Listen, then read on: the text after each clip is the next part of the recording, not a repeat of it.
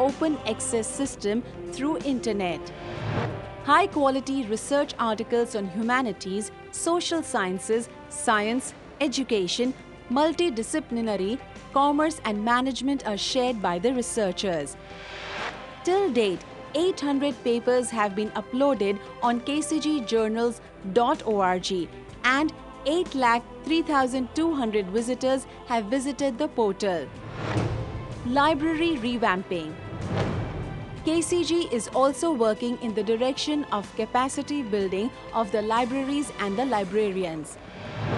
It ensures that adequate numbers of learning resources, including books, journals and other IT-based resources are available at the libraries, and these sources are optimally used by both teachers and students. Academic and administrative audit. AAA is a distinctive accreditation agency functioning under the auspices of KCG, creating excellence in higher education in Gujarat through the process of mentoring rather than monitoring. Till September 2016, total 421 colleges and 7 universities have already been accredited under AAA G, out of which 2 universities and 91 colleges have secured A grade. It is empowering the students and the institutions to face the challenges and convert the opportunities into achievements. Vibrant Gujarat International Conference for Academic Institution, ICAI, creation of Special Educational Pavilion in exhibition. By optimizing available resources, developing the capabilities and competences, and creating the prospects for progress, KCG is contributing immensely to higher education domain of the nation. Knowledge Consortium of Gujarat.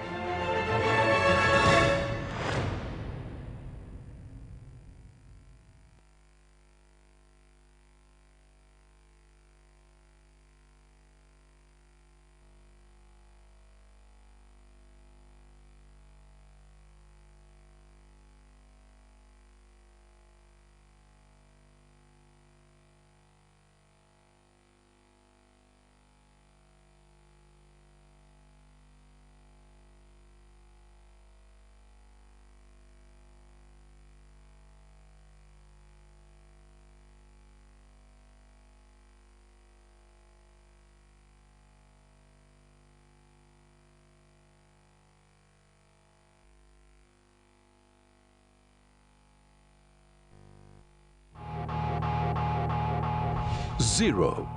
When Aryabhat invented zero, it became the fulcrum of all mathematical evolution. Vision, the pivot point around which ideas are developed. Perseverance, the conviction that fuels success, the most essential ingredient for any research and innovation.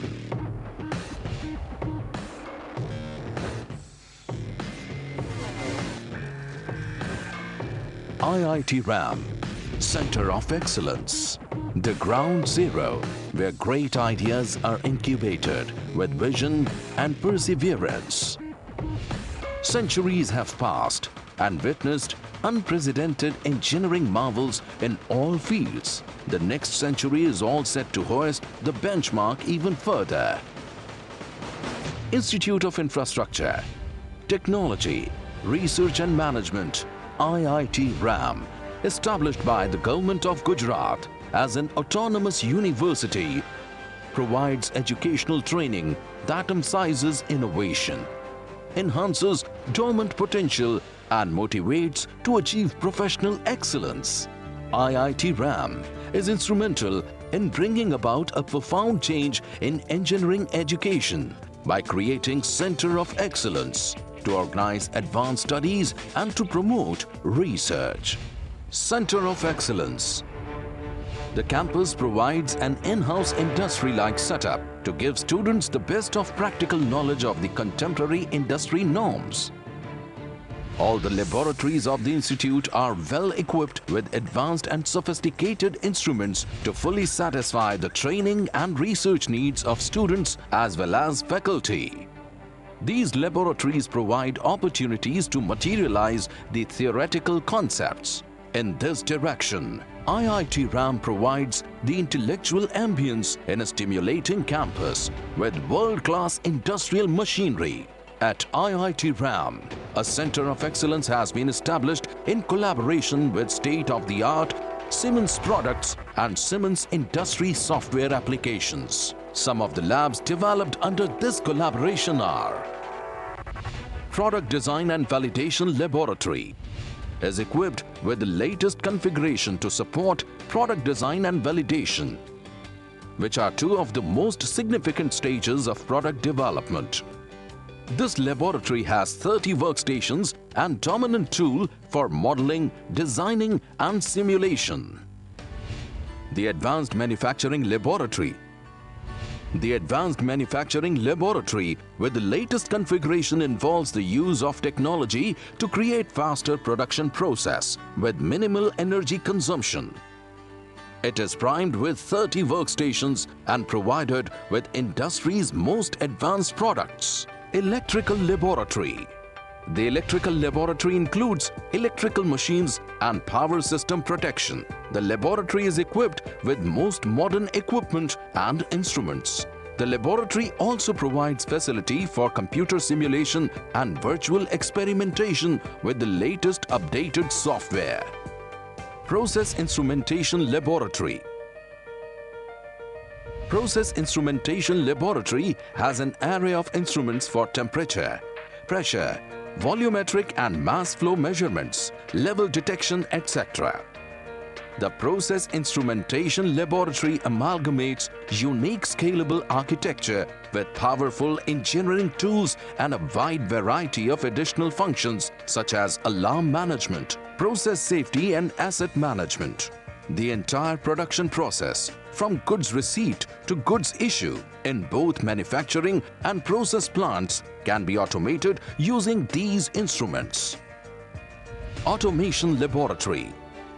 The Automation Laboratory consists of programmable logic controllers and supervisory control and data acquisition software to understand the concepts of industrial control of complex systems, modules and subsystems. The laboratory includes latest industrial PLC controllers for small machines and small automation systems with an integrated CPU communication. Mechatronics Laboratory. Mechatronics Laboratory is the integration of mechanical, computer science, electronics, control and electrical engineering. It has complete structured automated assembly process and automation for manufacturing, steps of feeding, material testing, transporting and handling, pinning, pressing and storing. Rapid Prototyping Laboratory. Rapid Prototyping Laboratory is a group of techniques used to quickly fabricate a scale model of a physical part or assembly using three-dimensional computer-aided design data. Rapid prototyping is very popular with leading companies as it allows them to turn innovative ideas into successful end products with relative ease and high accuracy. MCMT Laboratory. It has a state-of-the-art facility for getting trained latest milling and turning CNC controller. It is equipped with the latest product from Siemens 31-axis numeric 840T SL controller. It is pre-configured to meet the requirements. It offers intelligent CNC features and simulators that are required before CNC machining software. CIM Simulation Laboratory. Computer Integrated Manufacturing Simulation Laboratory is the unique manufacturing approach of using computers to control the entire production process. The lab equipment gives invaluable insight on interfacing the automation techniques, and it also demonstrates how automation can be combined with advanced manufacturing technology. Needless to say, various leading industries around the globe employ these technologies. I am feeling proud to share that in such a short span of time, IIT RAM Center of Excellence has become a benchmark for the nationwide engineering institutes. Prestigious engineering institutes in India and even abroad have visited IIT RAM Center of Excellence to learn about the best practices being followed here and the possible replication of these practices at their institutes. In a nutshell, IIT RAM is bringing a revolutionary change in the engineering education. Mechanical Engineering Workshop. Mechanical Engineering Workshop is a part of the curriculum for students at various levels pertaining to different departments. It has the most modern fabrication units in tune with the recent technological developments. Unique learning process. The Center of Excellence Labs provide us hands-on experience of the industries to make us more proficient, thus a lifetime experience here. Here at IIT RAM, we do not only focus on technical but also management skills. So we have various clubs and sport activities where we learn team spirit and leadership skills. Expert faculty as mentors. Standards are set high at IIT RAM. The one exclusive sign of thorough knowledge is the power of teaching. And to maintain the high academic standards, the management is very conscious about recruiting the faculty. As a result, IIT RAM has acclaimed faculties on board. Come to IIT RAM, Center of Excellence, to envision the potential, envisage the possibilities, create innovative infrastructure of dreams and vision, transform skylines, and impact lifelines.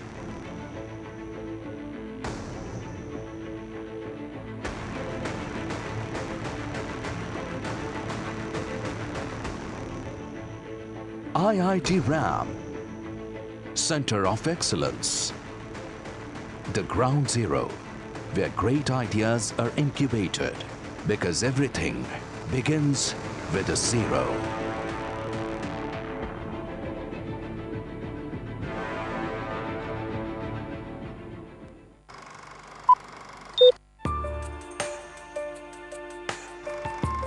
Our films, our stories,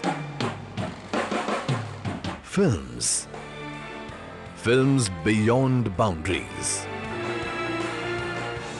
films beyond time, films that have shaped us, our society and our country as something bigger, better and brighter. They raised our voice when we were too hesitant to speak up. We always knew about Mahatma Gandhi. They took us on his journey. Namaskar. From Gandhi to Mahatma. And a very good morning to all of you. We are honored to welcome on the dais His Excellency Mr. Peter Thaksay Jensen, Ambassador of Denmark to India, Embassy of Denmark, India. We request liaison officers to escort the dignitaries to the dais.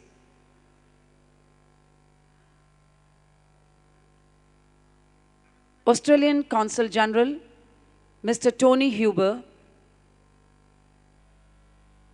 Parliamentary Secretary Education, Government of Gujarat, Srimati Vibhavriben Dave. We also welcome on the dais Mr. Alan Gamble, OBE, Country Director of British Council of India, Mr. Samuel Penyon Yale, High Commissioner, Embassy of Ghana to India, Mr. Jeff Wayne, Deputy High Commissioner, United Kingdom,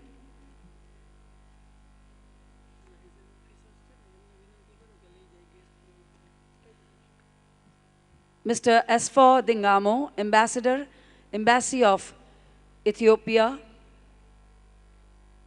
Mr. Francisco Marmolejo, Lead Tertiary Education Specialist, the World Bank, New Delhi, Professor Furqan Qamar, Secretary General and Member Secretary, Association of Indian Universities, Professor Theodoros Peridis, Director, Schulich School of Business, York University, Canada, Mr. Elej Miles, Senior Director, RTI International, USA, Dr. Jasmine Beverick, Director, Nuffic NISO, India. We invite all these dignitaries on the dais. and a warm welcome to all of you to vibrant Gujarat and this serene Mahatma Mandir.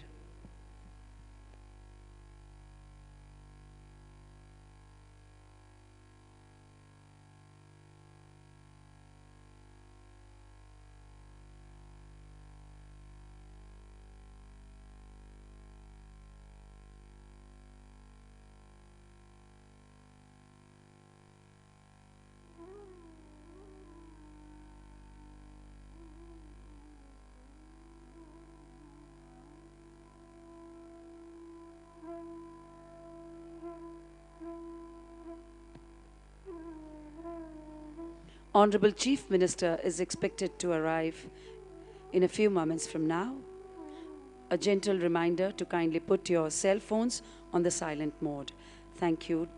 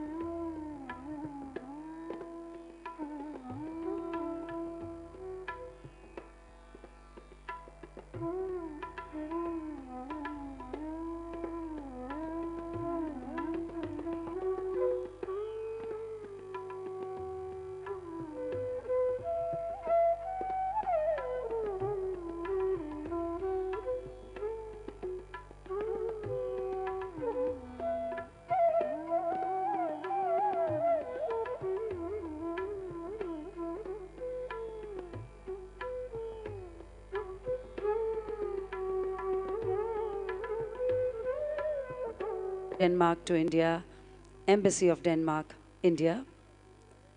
Mr. Caesar Onestini, Honorable Minister and Deputy Head of Delegation of the European Union. Mr. Tony Huber, Australian Consul General, Australian Consulate General. Srimati Vibhavri Ben Dave, Parliamentary Secretary, Education, Government of Gujarat. Mr. Alan Gemmell, OBE, Country Director of British Council of India. Mr. Samuel Penyon Yale, High Commissioner, Embassy of Ghana to India. Mr. Jeff Wayne, Deputy High Commissioner, United Kingdom. His Excellency Mr. Asfaw Dingamo, Ambassador, Embassy of Ethiopia. Mr. Francisco Marmolejo, Lead Tertiary Education Specialist, the World Bank, New Delhi. Professor Furqan Kamar, Secretary General and Member Secretary, Association of Indian Universities. Professor Theodoros Peridis, Director, Shulish School of Business, York University, Canada. Mr. Elaj Miles, Senior Director, RTI International, USA. And Dr. Jasmine Beverick, Director, Nuffic NISO, India.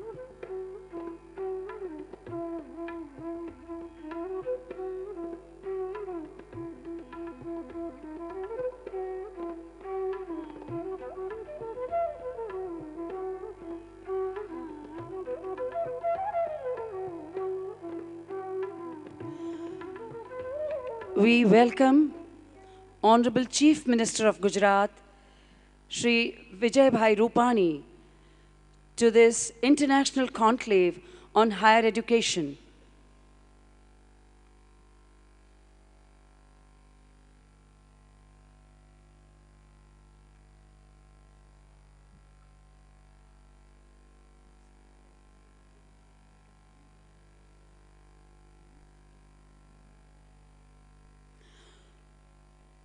We are indeed honored to welcome Honorable Chief Minister of Gujarat, Shri Vijay Bhai Rupani, to this inaugural session of International Conclave on Higher Education. We also welcome Honorable Minister of Education, Government of Gujarat, Shri Bhupendra Singh Ji Chudasama, His Excellency Mr. Peter Takse Jensen, Ambassador of Denmark to India, Embassy of Denmark, India, Minister of State for Education, Shri Jaidrat Singh Ji Parmar, Minister of State for Education, Shri Nanubhai Vanani, Mr. Caesar Onestini, Honorable Minister and Deputy Head of Delegation of the European Union to India. We also welcome Honorable Minister Shri Rohit Patel, Minister of State, Government of Gujarat for Finance, Mr. Tony Huber, Australian Consulate General, and all other dignitaries on the dais. A warm welcome to all the honorable ministers, senior officials from Government of Gujarat, delegates, vice chancellors of various universities, academia, students, all stakeholders, invited guests, and members of press and media in this convention hall. We begin this function with a song glorifying the inner strength of man, to be rendered by specially abled Divyang Jans of Blind Persons Association, Ahmedabad. Hello.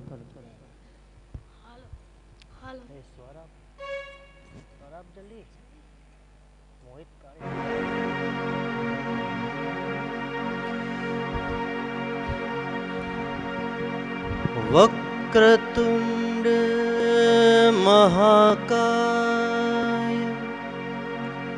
सूर्यकोटि समप्रभा निर्विघ्नं कुरु मे देव सर्वकार्येषु सर्वदा।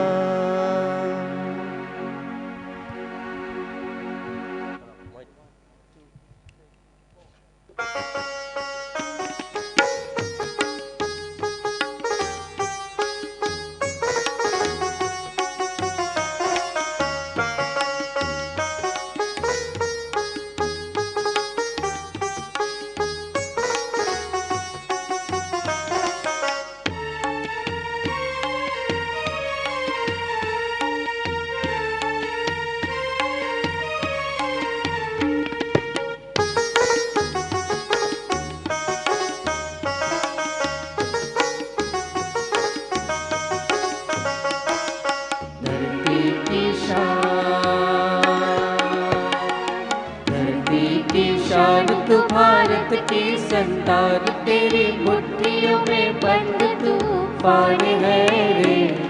मनुष्य तू बड़ा महान है, भूल मत मनुष्य तू बड़ा महान है। धरती की शान तू भारत की संतान तेरी मुट्ठियों में बंद तूफान है रे। मनुष्य तू बड़ा महान है, भूल मत मनुष्य तू बड़ा महान है।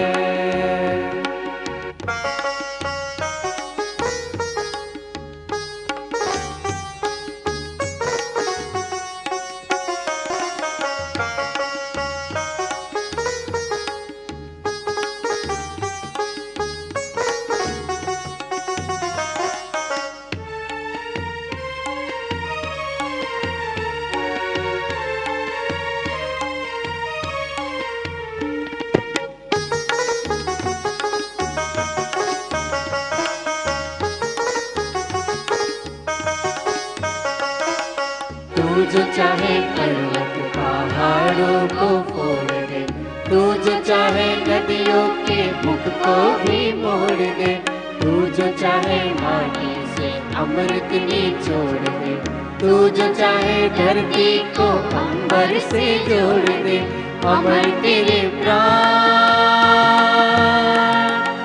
अमर तेरे प्राण मिला तुझको वरदान, तेरी आत्मा में स्वयं भगवान है रे। मनुष्य तू बड़ा महान है, भूल मत मनुष्य तू बड़ा महान है।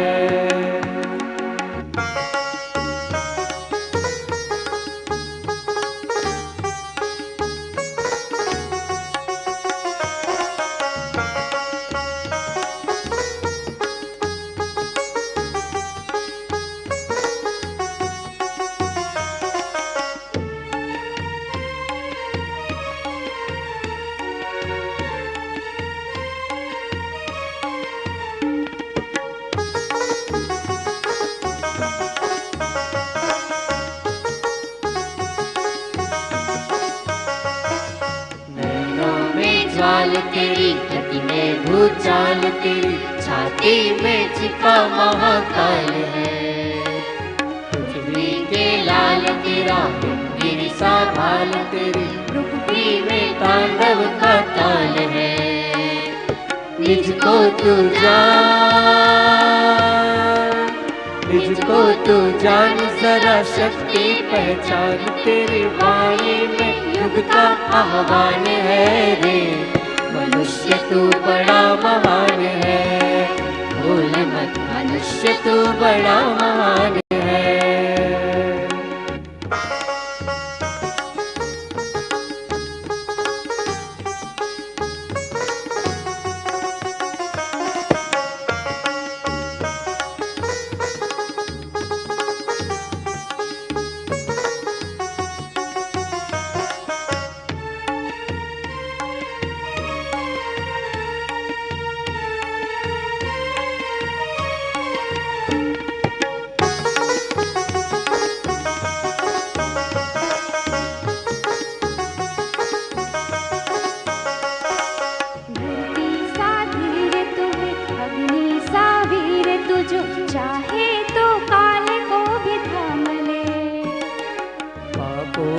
प्रलय रुके पशुता का शीश झुके, तो जो अगर हिम्मत से काम ले। गुरु सामतिमान पवन सा तू गतिमान, तेरी नभ से भी ऊंची उड़ान है रे। मनुष्य तू बड़ा महान है, भूल मत मनुष्य तू बड़ा महान है। शान तू भारत की संतान, तेरी मुट्ठियों में बंद तूफान है रे। मनुष्य तू बड़ा महान है, भूल मत मनुष्य तू बड़ा महान है। मनुष्य तू बड़ा महान है, भूल मत मनुष्य तू बड़ा महान है। मनुष्य तू बड़ा महान है,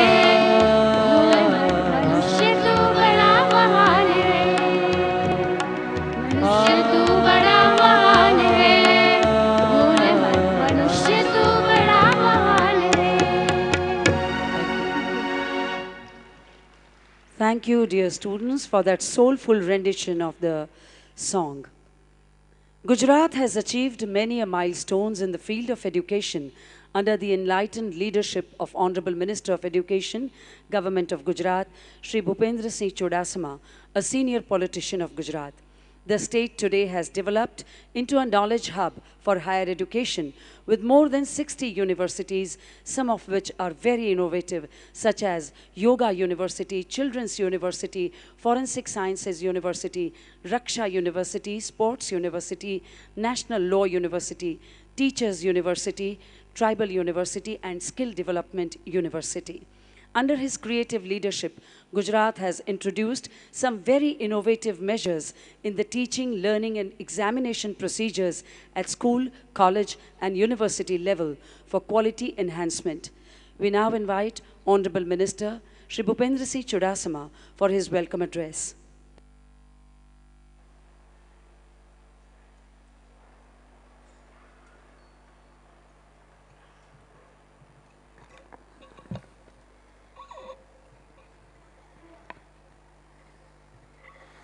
Good morning to all. I think you might have enjoyed the Gujarati breakfast, fafda and snacks and tea, coffee. Honorable Chief Minister of Gujarat, Sri Vijay Rupani, my three colleagues of the ministry, distinguished guests on the dais, of the dais, eminent speakers, invited guests and students, I heartily welcome you all to the International Conclave on Higher Education, Transforming Higher Education, Quality, Governance and Innovation on behalf of my department as well as the government. I quote Bhagavad Gita, Nahi Gnanen Sudasam Pavitramiha Vidyate Tatsam Yoga Samsiddha Kalenatmani Vidanti.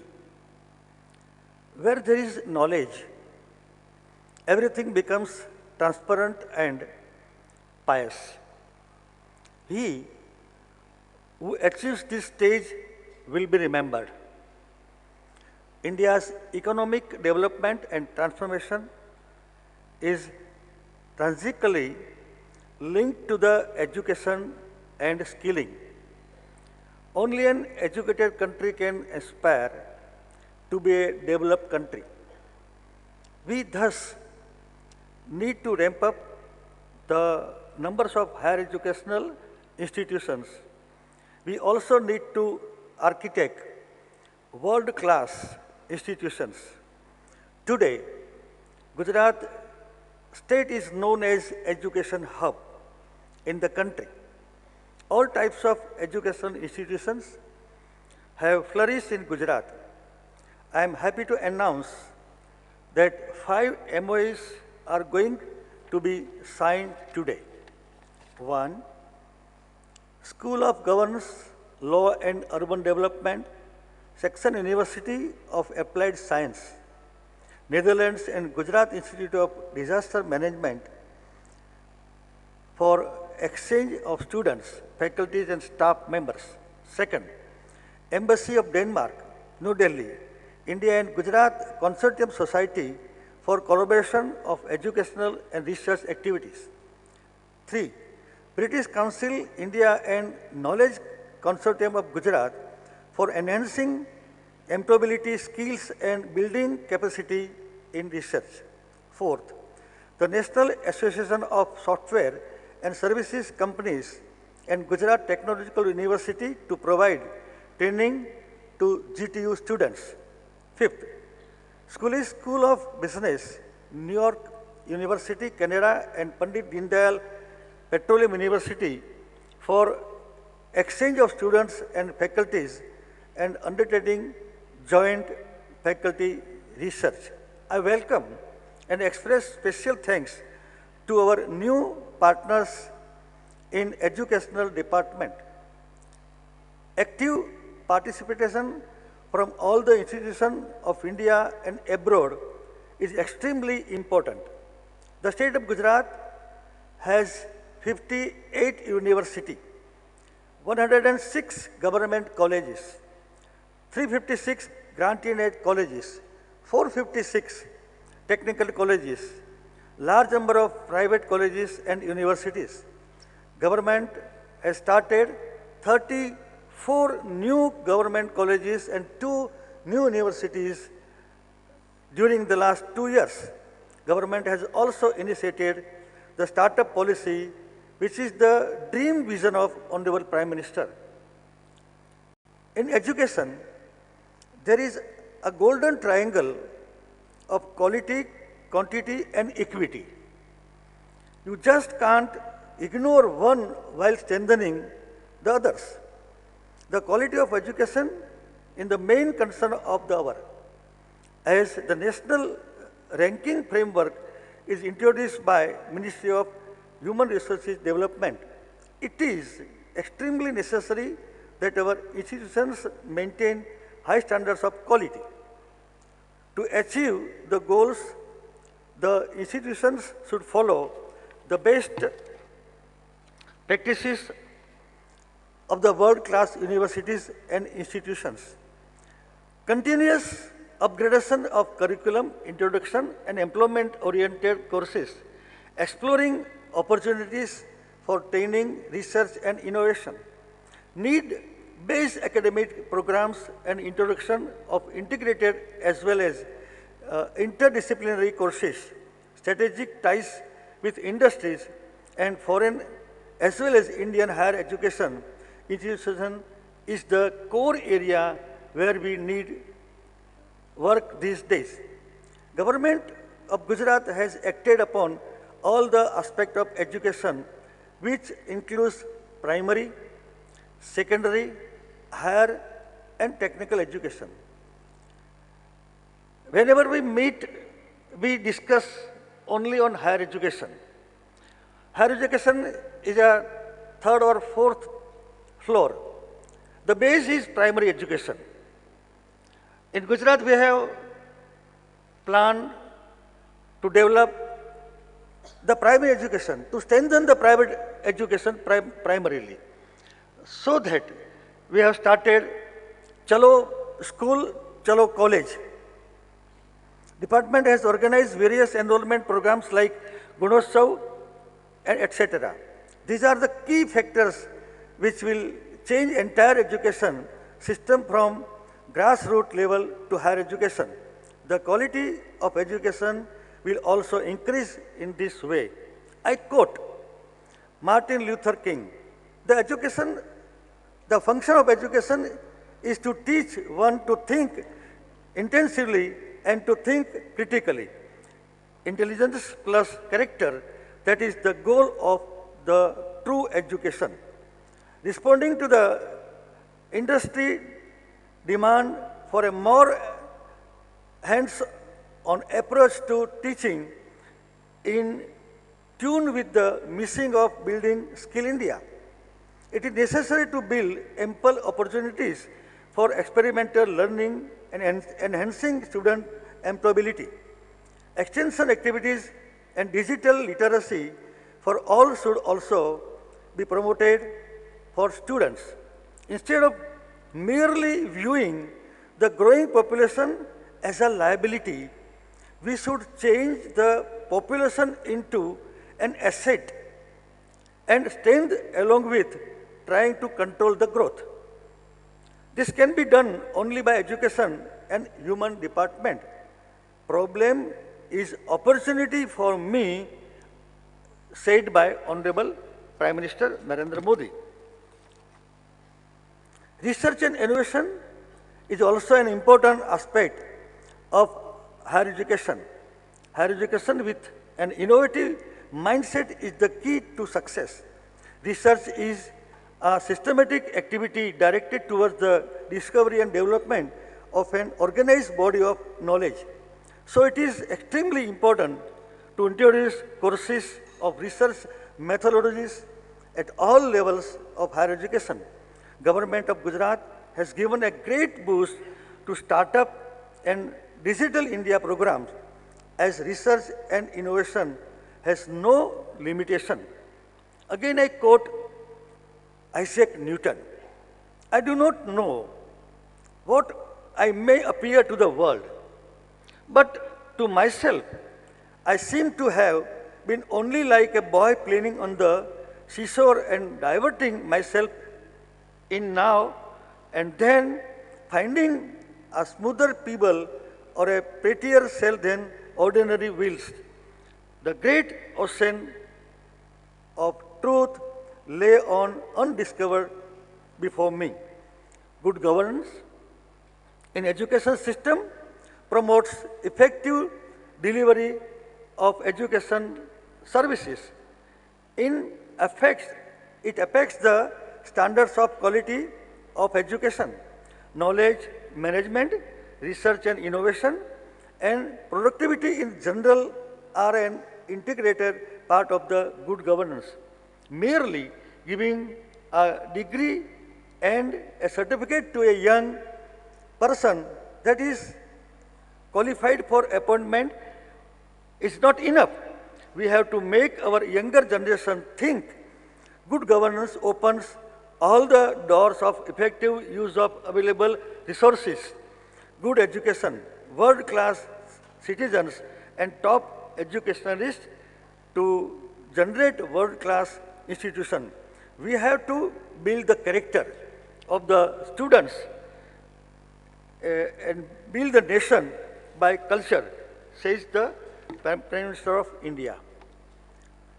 In recent years, significant changes have been witnessed in educational provisions, use of media and advances in technology, availability of telecommunication media, internet and web-based system has led to emergence the mobile learning, opening educational resources and massive open online courses movement.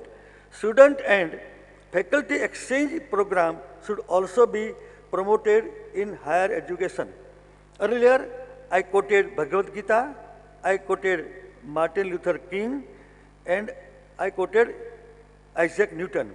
This is my quotation. We can't continue teaching with the methods of the 19th century and hope to prepare our children for the 21st century. At the end, I hope that all the higher education institutions improve and maintain higher students of quality and should be at the top of ranking in India and at all over the world. I again welcome you all at this unequivocal occasion of my department. I pray that this conclave be the grand success and help us in the development of higher education. We together work upon three for students: skill development, employability, and entrepreneurship. Thank you very much. Thank you, Honorable Minister, for that very enlightening address. We now take this opportunity to welcome our dignitaries with flowers and a memento. We request Principal Secretary, Education Department, Shri Mukesh Puri, to welcome Honorable Chief Minister of Gujarat, Shri Vijay Bhai Rupani. The memento is a Kutchi frame with Kutchi embroidery, a gesture to promote the art and artisans of Gujarat. Srimati Anju Sharma, Principal Secretary, Higher and Technical Education, will welcome Honorable Minister of Education, Government of Gujarat, Shri Bhupendra Singh Ji Chudasama.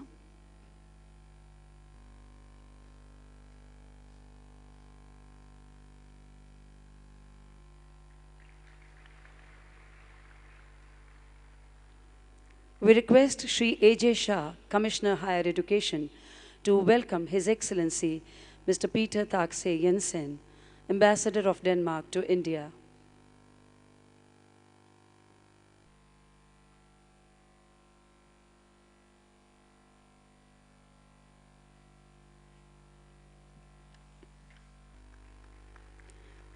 Shri Anish Makad, Commissioner Technical Education, will welcome Honorable Minister of State Education, Shri Jaidrat Singh Parmar.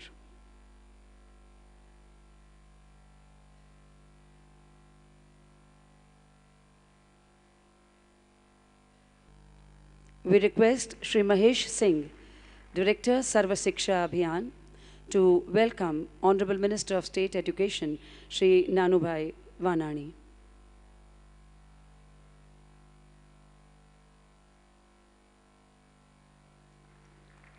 We request Professor A.U. Patel, Advisor, Knowledge Consortium of Gujarat, Department of Education, Government of Gujarat, to welcome Honorable Minister and Deputy Head of Delegation to India, Mr. Caesar Onestini.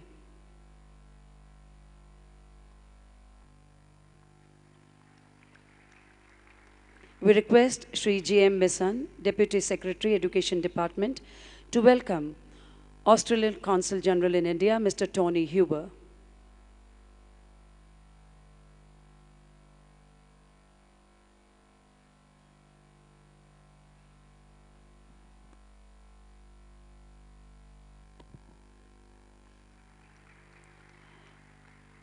May we now request Shri N.L. Pujara, Joint Secretary, Education Department, to welcome Honorable Minister Shri Rohit Patel.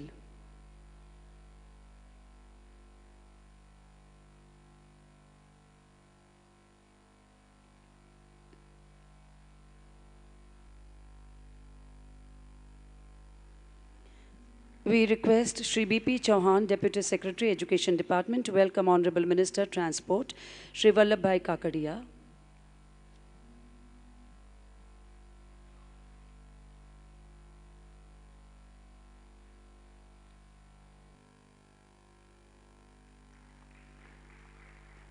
Shri Killol Pandya, Under Secretary, Education Department, will welcome Srimati Vibhavriben Dave,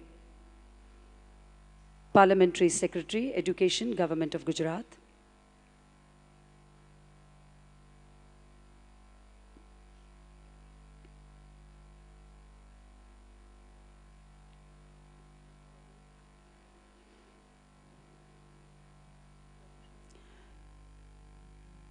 Shri V.T. Mandora, Deputy Secretary, Education Department, is requested to welcome Mr. Alan Gemmell, OBE Country Director, British Council.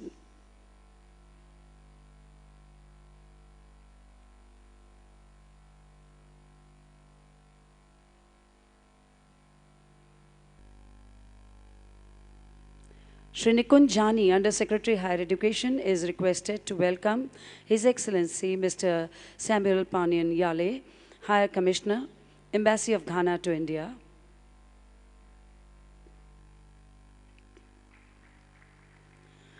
Shri Ashok Singh Parmar, Deputy Secretary, Education Department, is requested to welcome Mr. Jeff Wayne, Deputy High Commissioner, Deputy High Commission, United Kingdom.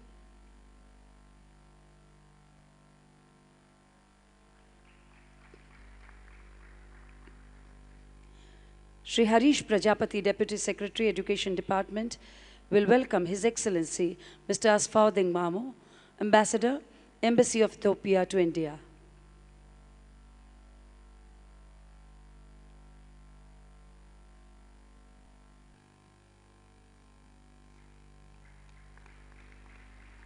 We request Shri P.R. Dave, Joint Director, Commissionerate of Technical Education, to welcome Francisco Marmolejo, Lead Tertiary Education Specialist, the World Bank, New Delhi.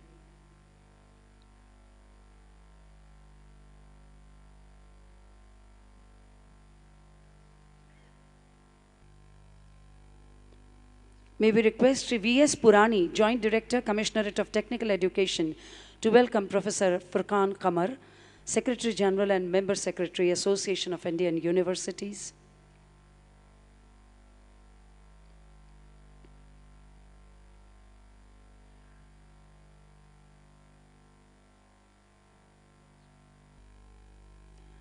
Mr. M.A. Chauhan, Joint Director, Technical Education, is requested to welcome Professor Theodoros Peridis, Director, Schulich School of Business, York University, Canada.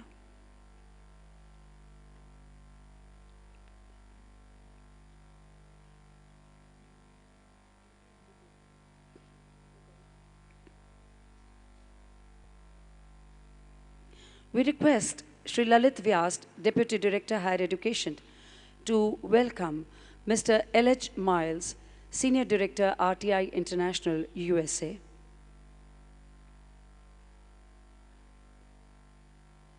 And we also request Shri Munir Vora, Deputy Director, Directorate of Schools, to welcome Dr. Jasmine Beverwick, Director, Nuffic NISO, India.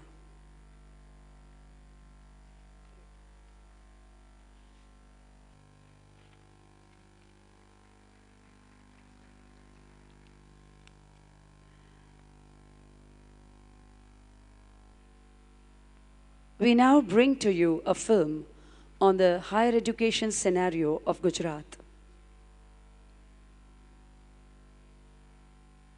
also welcoming other dignitaries on the dais.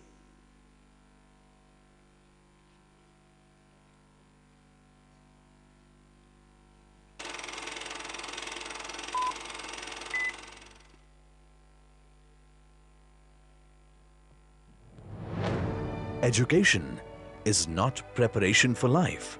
Education is life itself.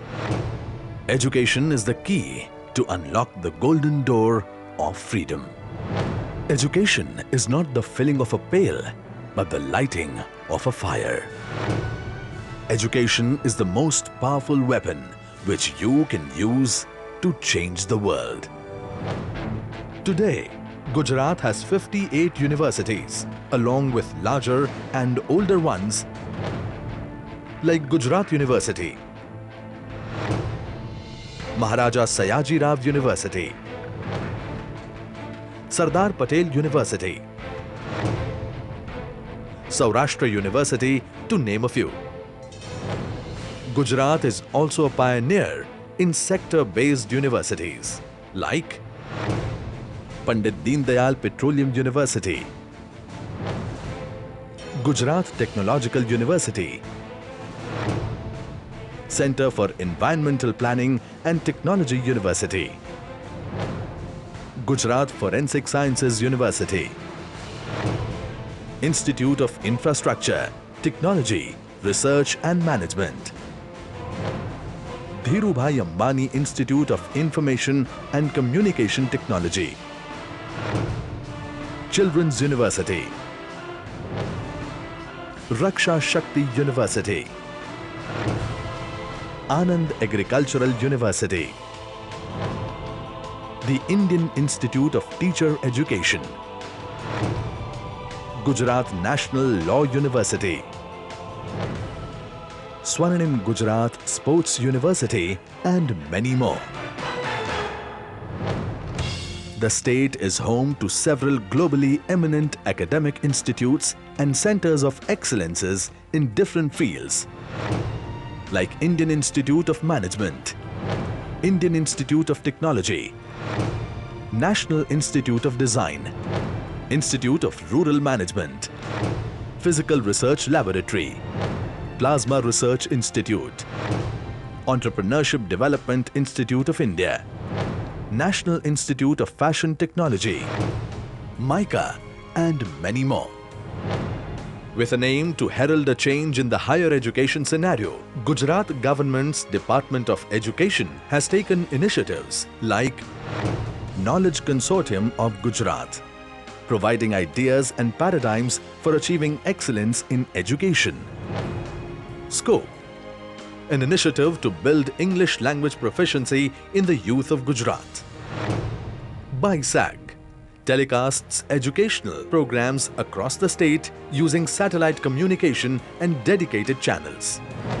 Mukhyamantri Yuva Swavlamban Yojana to offer support and scholarships to the talented and deprived students of the state. With many such novel initiatives, the higher education scenario in Gujarat has achieved a new perspective.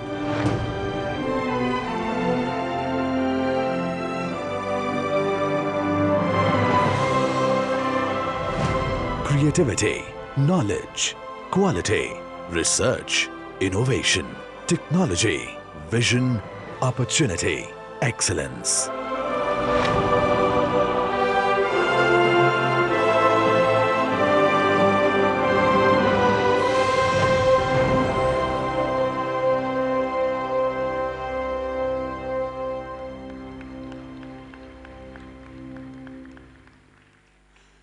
Thank you. Mr. Jeff Wayne, British Deputy High Commissioner of Ahmedabad, during his career spanning over 30 years, has held important positions in various departments of Foreign and Commonwealth Office of the British High Commission. When Mr. Wayne had the opportunity to work in Islamabad, Republic of Cameroon, Republic of Turkey, Kingdom of Lesotho, Republic of Philippines, Berlin, Germany, London, and since 2015, he is in Ahmedabad, India. We now invite you, sir, for your address. Honourable Chief Minister, Honourable Ministers, members of the Diplomatic Corps, distinguished guests, ladies and gentlemen, namaste and good morning. As the introduction said, my name is Jeff Wayne, and I am very pleased to be the first British Deputy High Commissioner to the vibrant state of Gujarat. The UK is proud to be the only country to have permanent diplomatic representation in the state, and this is only right because Gujarat is important to the UK. It is important politically, it is important economically, and with over 7 lakh people in the UK of Gujarati origin, it's important to us socially and culturally. So we're very pleased to be a partner country for this important conclave today, and are very much looking forward to being a country partner for the vibrant Gujarat Global Summit early next year. The UK has a global reputation for excellence in the field of education and skills that is enhanced by a number of international educational brands such as Oxford and Cambridge. The quality of universities in the UK is recognised throughout the world. 1 in 10 current world leaders have studied in the UK, and 38% of Nobel laureates who have studied at universities abroad studied in the UK. We are a world leader in providing educational resources from preschool to university and beyond. Education and skills is a key component in every business sector, and a wide range of training partnerships are working to forge links between education and industry. The UK continues to be a leading innovator in distance and e-learning material and programs.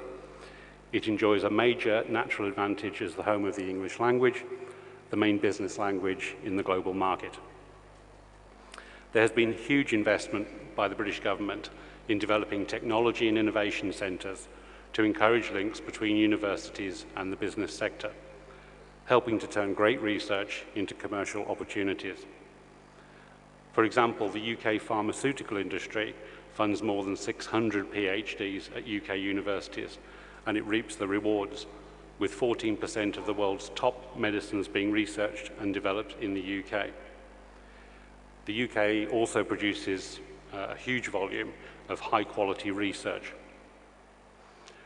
Most recently, the UK produced 15.9% of the world's most highly cited articles, ranking us above US, Canada, Germany, Japan, Brazil, and China on indicators of research quality.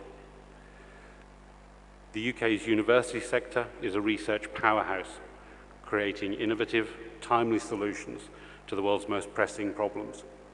And in Gujarat, we have many examples of Indian companies commercializing UK research, particularly in the pharmaceutical sector.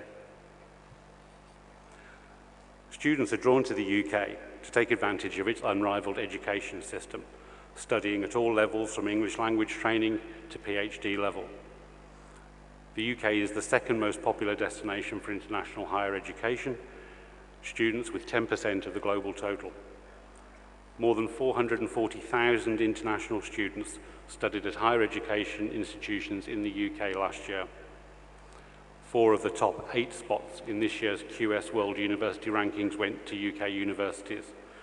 And according to the Times Higher Education Rankings, the UK has 32 of the top 200 universities in the world and 4 in the top 10.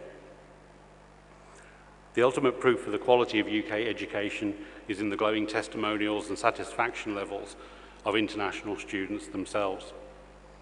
According to recent studies by the UK Higher Education International Unit, levels of international student satisfaction amongst undergraduates are at 91% and at 90% for postgraduate researchers, again higher than the USA, Canada, and Australia, as well as major European countries such as Germany.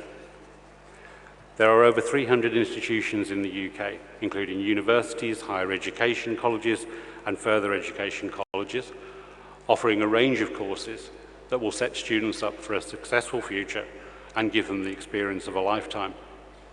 And a recent HSBC study has revealed that the most common study destinations, like the US, Australia, and Singapore, the UK is in fact the least expensive international option. British qualifications are recognised internationally and valued by employers worldwide. British universities produce some of the world's most able graduates.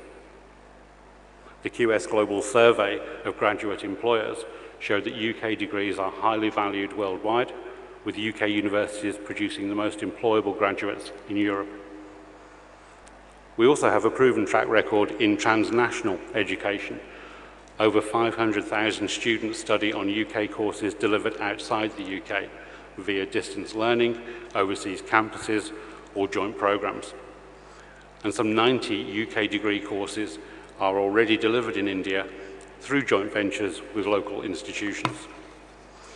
During the last 10 years, the UK-India relationship in education, research and innovation has grown substantially.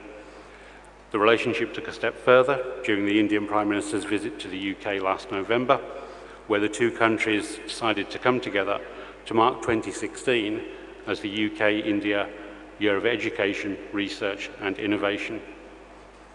This year has highlighted the strengths of the bilateral relationship and has driven further collaboration, including a range of digital technology-enabled education and training initiatives, so that both countries create a new 21st century framework as partners in education, research and innovation in a global context.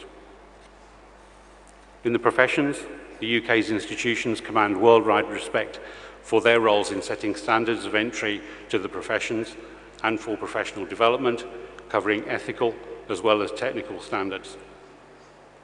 The qualifications offered by UK professional bodies are seen as benchmark standards in countries around the world.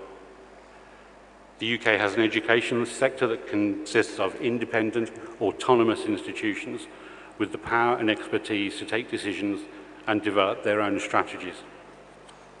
The UK government's reforms are reinforcing this approach, opening the market to new providers, encouraging competition, and strengthening the capacity to compete internationally.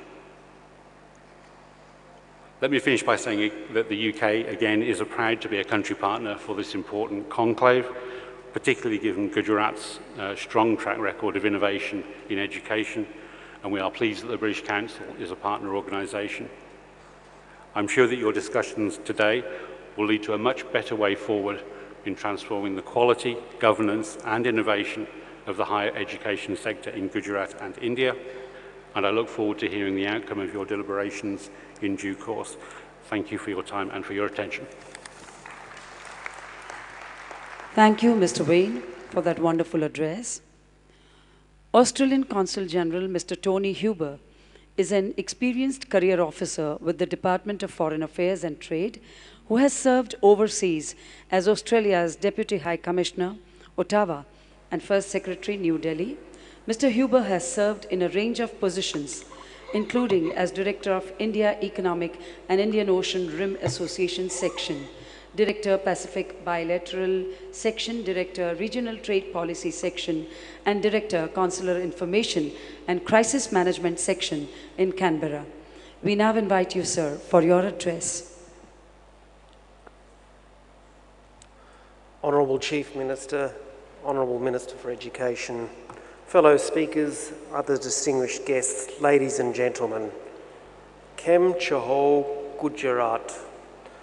Asha Chehe Apan Bada Maja Ma Chaho.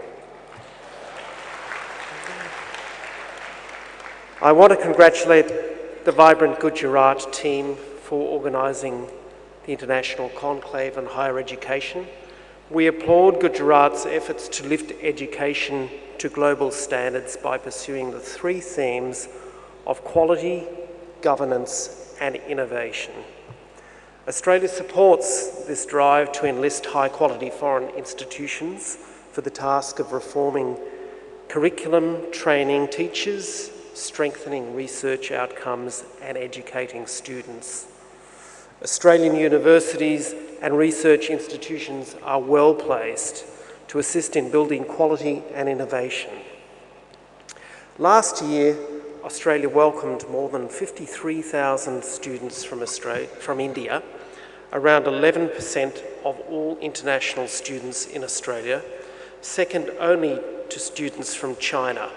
The number of Indian students in Australia in 2015 increased by more than 15% compared to 2014. Australian universities are deeply engaged in India. Half of Australia's 43 universities have a permanent Indian presence. There are over 420 active links between 33 Australian universities and 250 Indian institutions. In Gujarat, we have collaborations between major Australian universities and more than 10 major institutions. A leading training centre in my home city, the Canberra Institute of Technology, last year signed an MOU with Gujarat Forensic Sciences University for student exchange programs and technology transfer in the area of fingerprinting. We have several partnerships on vocational education and training, research partnerships and exchange agreements with institutions in Gujarat. Australian universities and research institutions are well placed to address many of India's needs in building a skilled workforce. One of the fundamental drivers of quality in international education is mobility. Students who travel abroad can pursue opportunities with their peers at a global level and work alongside the best educators in their chosen field. Since the Australian Government's Endeavour Scholarships program began in 2007, India has received the largest number of scholarships out of any country. Almost 700 Indians have received Endeavour and Australia Award scholarships, building on the many thousands more since scholarships began in the 1960s. This is testament to the quality of Indian students, researchers and faculty members, given the competitiveness of the program. These scholarships provide Indian students with an opportunity to come to Australia and pursue their fields of expertise. The Australian Government strongly believes there's more to international education than just students come to Australia to study. Quality education goes both ways. It's also about Australians studying overseas, gaining global experiences and forging connections and sharing with important international partners and people in India and other countries. The Australian Government would particularly like to see increased mobility of students both ways so that young Indians and Australians can learn from each other and establish these lifelong connections. To ensure Australian students have an opportunity to experience India, the Australian Government supports student mobility programs such as the new Colombo Plan and the Endeavour Scholarships and Fellowships I'd mentioned earlier. These innovative scholarships highlight the value Australia places not just on education, but on growing students' experience and personal connections to the Indo-Pacific region. In 2015, there were close to 350 students coming to India under the new Colombo Plan. In 2016, 540 students will visit India under the new Colombo Plan. I must briefly mention something about innovation through partnerships. Australia and India are also working collaboratively to drive innovation. We've got a long history of research collaboration, much of it under the Australia-India Strategic Research Fund, which to date Australia has invested $84 million. On the 30th of March 2016, 6 new grants under the Australia-India Strategic Research Fund were announced, totalling 5.6 million Australian dollars. The projects will tackle challenges to agricultural productivity and food security and help develop clean energy technologies. In addition to the Australian Government funding, the Indian Government and research and industry partners will contribute around $10 million to the 6 projects. We recognise that innovation comes not just from partnerships in education, but tying up our research institutions with industry and business. I look forward to meeting many of you and discussing further how we can build on these strong foundations. I'm joined by my colleague Janendra, who is resident in Ahmedabad, our Austrade representative, who can assist you in connecting with Austrade.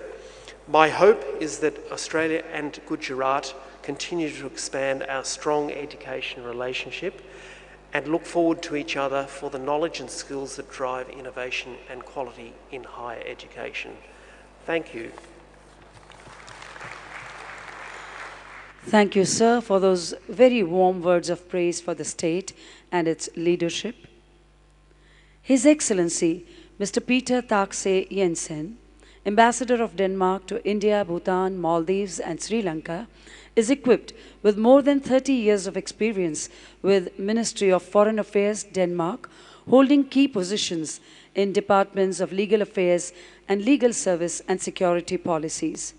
We welcome you, sir, for your address.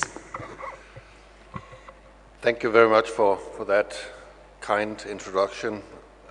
Honorable Chief Minister, Honorable Minister of Education, Excellencies, fellow speakers, ladies and gentlemen, let me start by thanking the government of Gujarat and the Honorable Minister of Education, Mr. Chudasma, for inviting me as a speaker here today. It makes me really proud.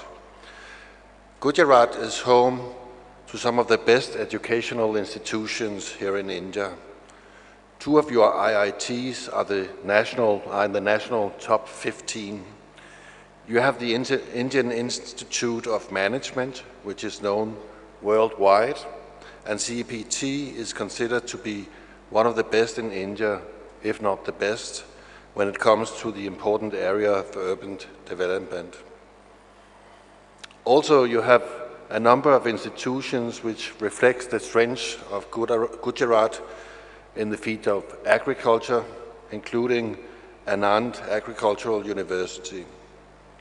So Gujarat is indeed a good place to have a discussion on the quality in higher education and how to ensure the higher education best serves the needs of society and students alike.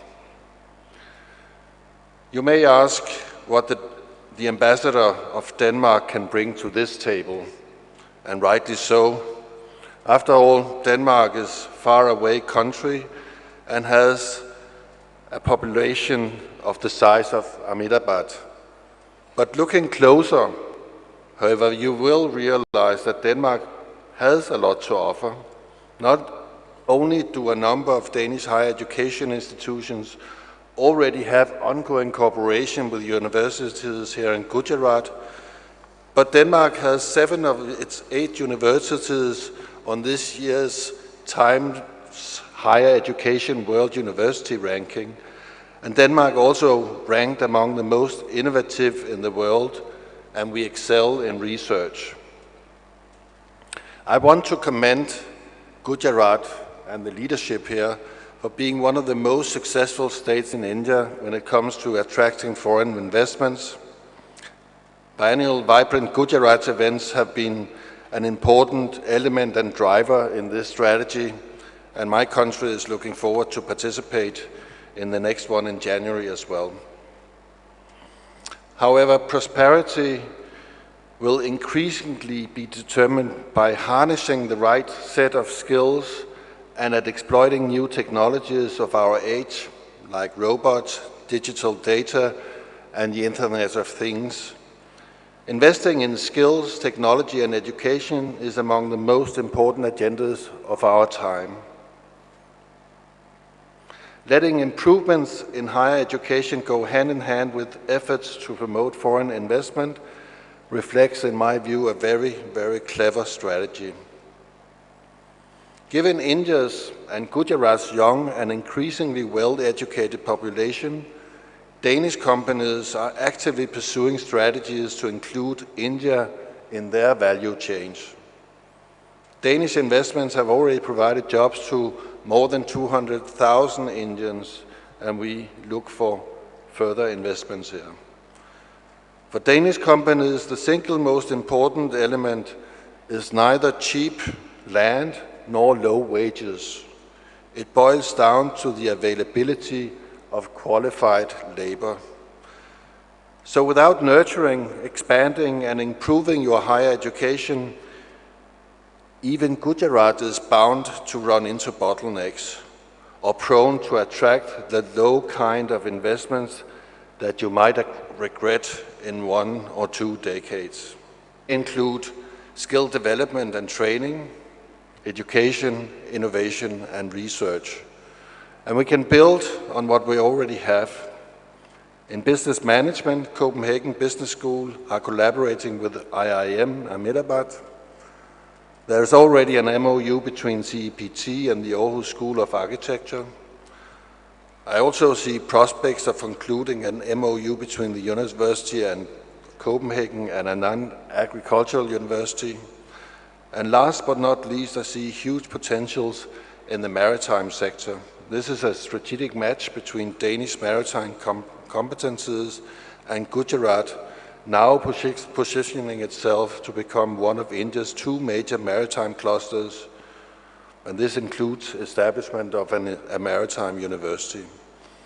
I look very much forward to further discuss these prospects with the government officials.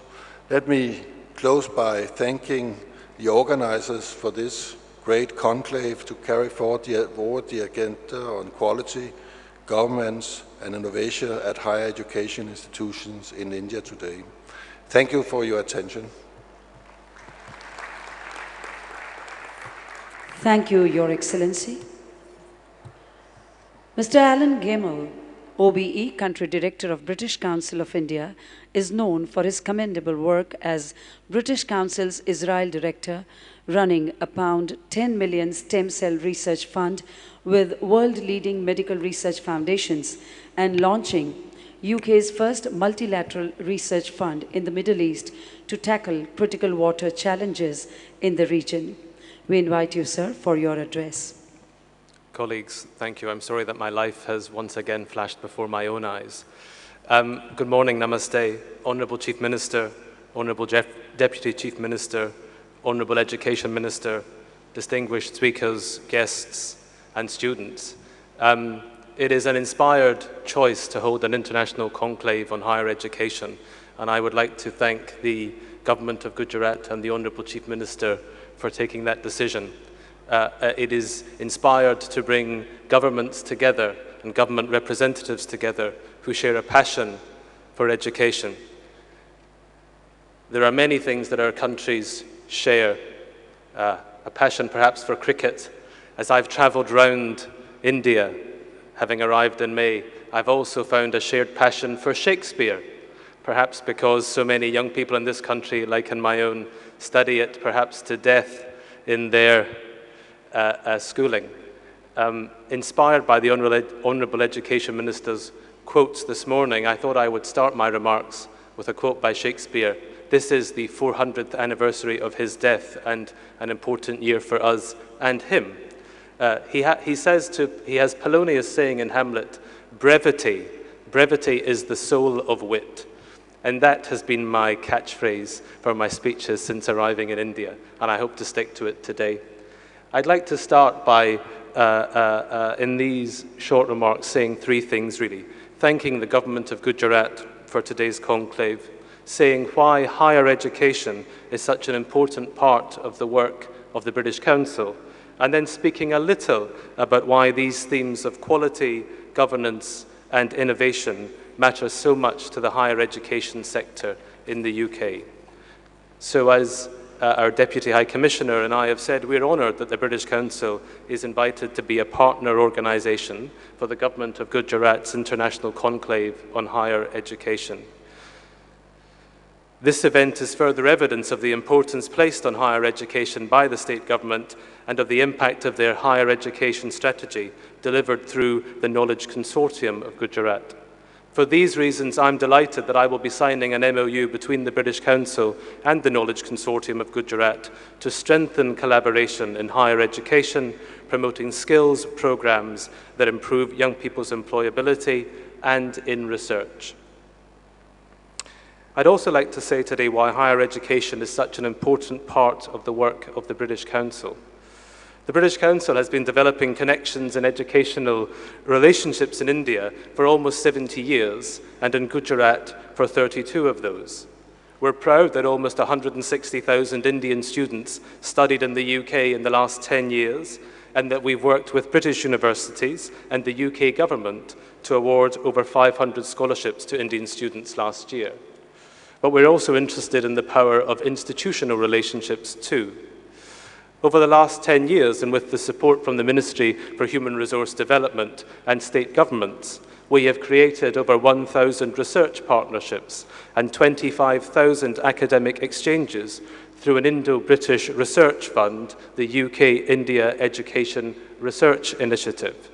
This fund will award a further £2 million worth of funding in new partnerships later this year. We've also invested in student and postdoc exchange programs, including our most recent fund, the Newton Baba program, which has made awards to over 100 PhD students so far, and will be training 1,250 STEM faculty from colleges across India in partnership with the Department of Science and Technology and the Department of Biotechnology. We do this work because we believe in the power of these long-term connections. We believe these connections play a fundamental part in the development of strong ties between our countries, and that internationalism plays a significant role in promoting innovation and excellence in the UK higher education system. And that brings me on to my third point, why the themes of this conclave, quality, governance and innovation, matter so much to the higher education sector in the UK. The UK has a small HE system compared to India, with 160 universities and 2.5 million students. But it has robust quality assurance processes in place, reinforced by national agencies and government legislation that has brought more transparency to the sector. In terms of innovation, we have seen, I would say, two significant drivers: the connection to industry and the opportunities that brings of translational research. The other is that the UK system is highly internationalized. We benefit from the diversity, intellectual and social capital of almost 500,000 international students from 200 countries on our campuses. About 15% of UK faculty are international, and over 50% of British academics' published research today is with an international contributor. Innovation and fresh approaches come from being part of international networks and having access to multinational funding schemes like the EU's Horizon 2020 programme. As a former British Education Minister said last week, this is about more than just money. EU research funding usually comes with a condition that it be spent on projects in more than one country. This promotes the creation of international networks and can give a fresh and different perspective to the research issue being looked at.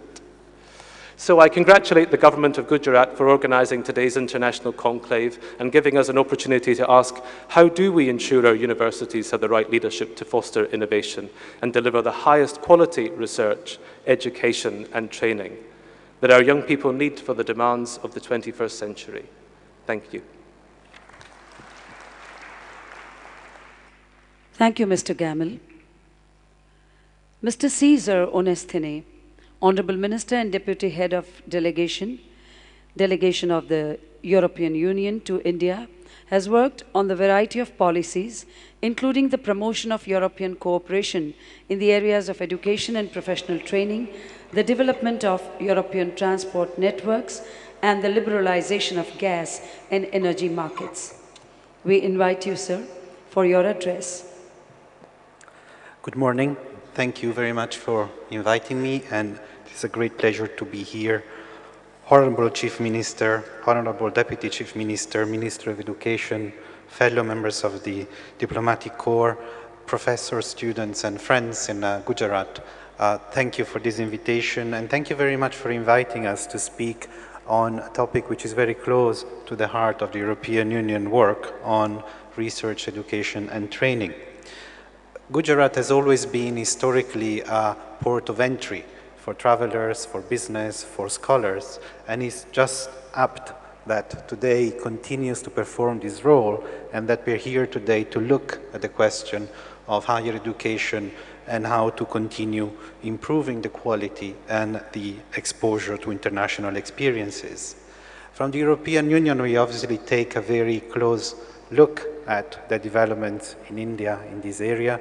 The European Union is India's first trade partner. It's an important partner beyond economic and trade affairs, and we have forged a strategic partnership at the political level, at the multilateral level, which serves the interest of India and the interest of the European Union in many areas, as we have seen in major multilateral agreements that have been signed in recent months. But let me focus on the education dimension. The European Union has 28 member states, and you have heard from some highly qualified representative of our member states. They run the education system, very high quality and innovative education systems they are. And all together in the European Union, we have about 4,000 universities. This is about 20% of the world totals, and we have about 25% of global student populations. These are impressive numbers, even in a country like India, where impressive numbers always look a bit smaller when you compare them to the numbers you have here. But you have chosen here a topic which is very challenging, the topic of quality, and I commend the Chief Minister and the Minister of Education for putting attention on quality of higher education. How do you achieve quality? How do you measure it? Well, the European experience has shown that there are many, many dimensions, but one dimension that brings quality is opening the doors to international cooperation. Within Europe for us to begin with, but then internationally, well beyond the borders of our own European Union. And I'm here today with a very pleasant task, a task of issuing 4 invitations to higher education and research centers in Gujarat. 4 invitations to take part in a number of schemes which we at the European Union promote in addition to what member states already offer very generously. And I would say the first invitation is to institutions of higher learning to look at the issue of student and teachers' mobility and take the opportunities we offer with EU-funded schemes to choose the opportunities that are of most interest according to your research areas, your students' interest, and direct and target the institutions that you want to cooperate with. This is very much possible with our Erasmus scheme, a scheme which has already supported over 4,000 Indian students to come to Europe and high numbers of teachers and professors. We have a number of already active universities in Gujarat in this area. And I would say mobility is usually left to the initiative of the student. But we have seen that in reality, the student dimension then brings back an increase of quality for the whole institution, because students who travel, students who come to Europe and students who then come back to India, in both directions they bring their experience, they bring advice. They are the ones who would be knocking on your doors and saying, well, I was there for 6 months, it was done this way, it was great, why don't we do it as well? And they do the same when they come to Europe, and that's something we treasure very much. The second invitation is for something new that we have in our funding, which is the possibility to have programs run and led by Indian universities for capacity building. This is an exciting time in Gujarat and across the country in terms of looking at the way in which higher education institutions work, perform. You have many exciting schemes of accreditation and revision of the way in which the systems work. We offer you the opportunity to cooperate and lead such projects with European universities and take the lead on capacity development and capacity building projects. The third open invitation is something which has been going on for a number of years, where maybe we don't have as many opportunities with India as we would like to have, is to promote joint doctorates and joint master courses. And this is very much something that gives results in the long run. Obviously, it requires an investment at the beginning. It requires some time from the faculty to put in place these programs and these consortia with maybe 6 or 7 universities, but then they can run for a number of years, and within it you can have the benefits of the mobility, the exchanges, and at the end the attribution of joint degrees, which we know students these days find very attractive because it opens many doors for them simultaneously. We have tried to bring and share the possibilities of cooperation with Europe to more and more Indian universities, and we have partnered with the Association of Indian Universities since 2015 to organize a number of workshops around the country. We'll be delighted to also organize one in Gujarat. The next one will be at the FICCI Higher Education Summit next month in Delhi. I know many of you will be there. The European Union is a main partner for the event. We will have a number of distinguished speakers coming from Brussels and operators from universities, and we will have a large presence of European member states proposing and promoting their own options as well. So I invite you all, those interested in European Union opportunities, to also attend the FICCI Higher Education Summit on 10 and 12 November. And lastly, my last invitation is to also consider the research door. The previous speaker mentioned it already. Horizon 2020 is one of the largest, if not the largest, research program that there is for international cooperation. It offers many possibilities. I invite you to look at these opportunities and find ways in which you can join forces with European universities. This is very much easier now because since earlier in the year, after we had the Honorable Prime Minister Shri Narendra Modi coming to Brussels for the EU-India Summit in March last year, we have also agreed, and the Indian government has agreed, to co-funding the participation of Indian research centers in Horizon 2020, and we'll very much welcome you taking up this opportunity.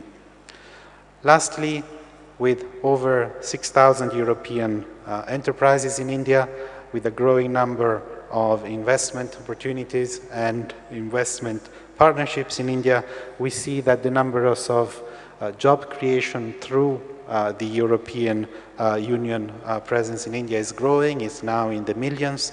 This offers new opportunities for students, research, and industry and research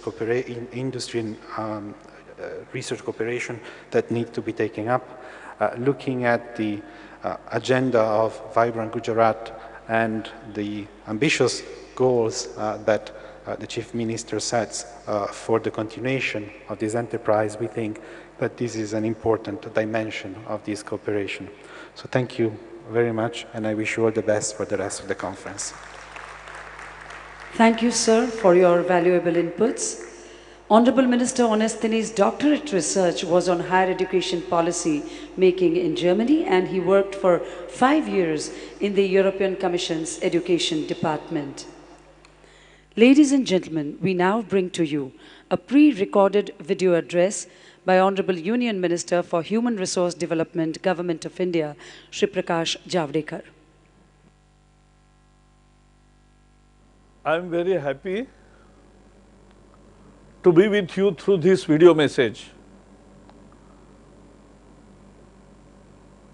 In the inauguration session of a very important conference which Gujarat government has organized, and that's about higher education, centers of excellence, research, innovation, and I think that is what is the need of the hour. I always say that India was 25% of the world GDP and 35% of the world trade for centuries together. Today we are not even 1% of the world trade, and we are much lower as far as GDP is concerned. And therefore, how nation can sustainably prosper is the real thing. And the answer lies in best of the education system. We had Nalandas, Takshashilas, Vikramshilas. If that time there would have been a Times or QS ranking, they would have been number 1, 2, 3 universities, and many others also. Indian universities were the best. The world talent used to come here to learn. So I believe that only those countries have a future and they can only prosper who have the best of the universities. And therefore, we need to improve our higher education. Definitely, you have to improve the learning outcomes of the primary and secondary education, then only you get a good material there. At primary education level, you have to inculcate and promote inquisitiveness in the students, because that is the foundation for any new innovation. Unless you promote inquisitiveness, there will be no new thoughts and people won't be able to inculcate the innovative attitude. But at a higher learning center, the government's duty is to provide atmosphere for research, innovation and improvement of quality all over. Because ultimately innovation brings in money, it creates wealth generation, it creates jobs. Innovation makes new utilities, new technology, development, saves your money on all accounts. And it's happening every day in all fields. Every innovation gives you, that really is the wealth generator. But how innovations will happen? The seeds of higher learning are the real basis for the good innovation and research. Once I had negotiated as a chairman of working group on IIT for masses in the year 2000 when Atalji was Prime Minister, MIT Media Lab Asia project. When I returned, Atalji asked me what we are importing. I said, sir, we are importing research culture, research methodology and more importantly, research freedom. That is what we have brought on the table. And fortunately, our Prime Minister Narendra Modi knows very well and has a commitment to improve the quality of higher learning centers and converting them into centers of excellence and centers of innovation and research. Many times in private he laments that we cannot fund the research the way we should, but he is taking that direction to fund more and more. And so some initiatives, what are started under able leadership of Narendra Modi ji, one is Uchchatar Avishkar Yojana.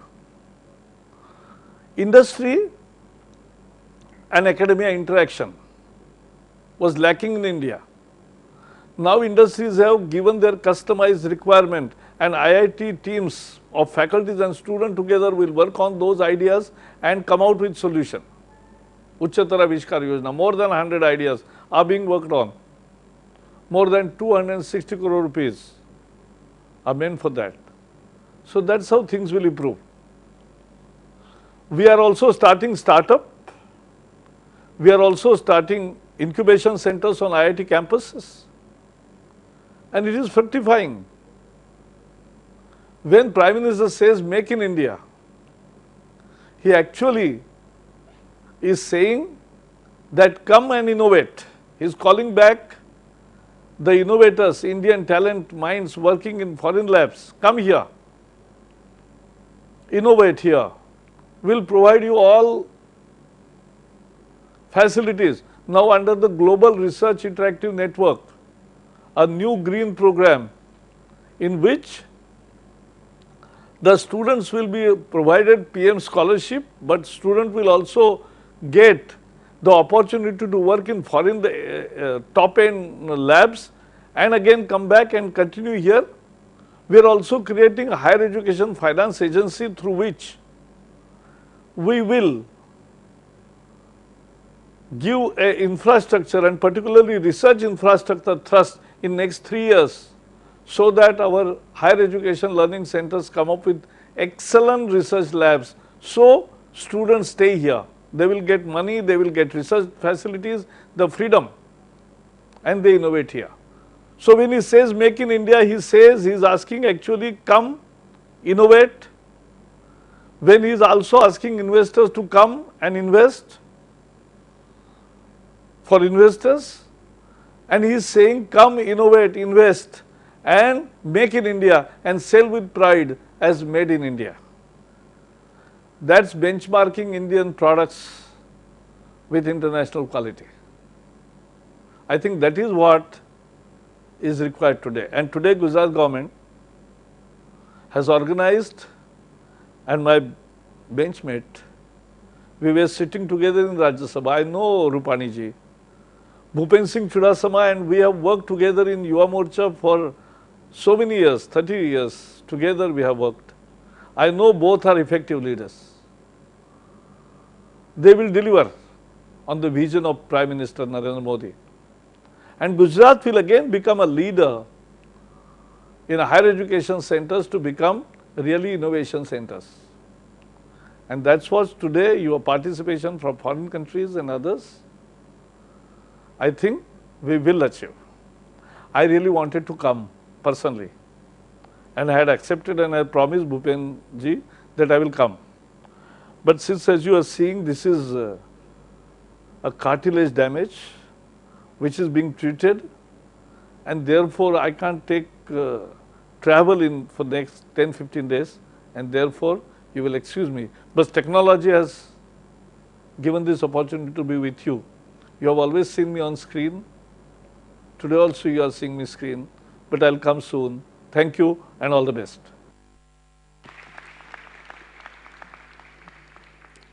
After that very inspiring address from Honorable Minister Shri Prakash Javadekar, it's now time for signing off MOUs. We invite the signing institutions and their representatives, School of Governance Law and Urban Development, Section University of Applied Sciences, Netherlands, and Gujarat Institute of Disaster Management on table number 1. We invite Mr. Kees Schrover, Senior Lecturer from Section University, Netherlands, and Mrs. Anju Sharma, Director General, Gujarat Institute of Disaster Management, to sign the MOU on exchange of students and faculty and staff members and joint research activities. We also invite on table number 2, His Excellency Mr. Peter Takse Jensen, Ambassador of Denmark to India, and Shri Anish Makad, CEO and Commissioner Technical Education, Government of Gujarat, from Gujarat Knowledge Society, to sign an MOU for cooperation in the exchange of information relating to their best practices in the field of higher education, promote skill development, encourage joint research, evolving possibilities for exchange of students and faculties. We invite on table number 3, Mr. Alan Gemmell, OBE Director, British Council of India, and Shri A.J. Shah, Commissioner Higher Education, Government of Gujarat, from Knowledge Consortium of Gujarat, to sign an MOU for faculty development programs, enhancing employability skills and building capacity in research. On table number 4, we invite the National Association of Software and Services Companies, NASSCOM, Dr. Sandhya Chintala, Vice President, NASSCOM, and from Gujarat Technological University, we invite Dr. J.C. Leelani, Registrar, GTU, to sign an MOU for joint research and consultancy, workshops, seminars, conferences, training, publications, and exchange of resource persons.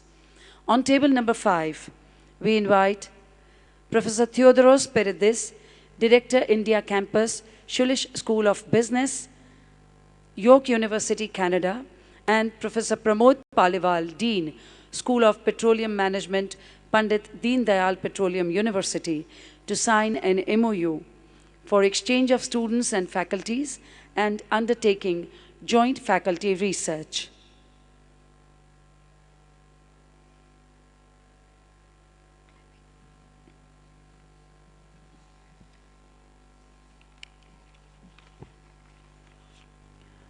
When learning is purposeful, creativity blossoms.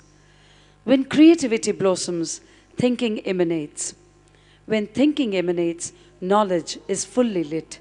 And when knowledge is fully lit, economy flourishes.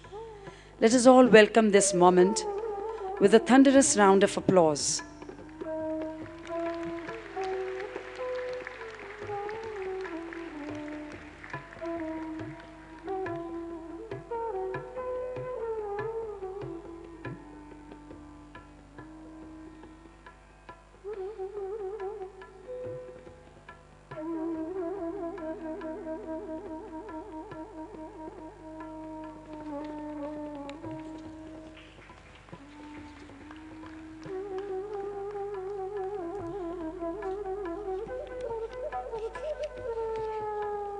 We congratulate all the signing institutions and their representative signatories.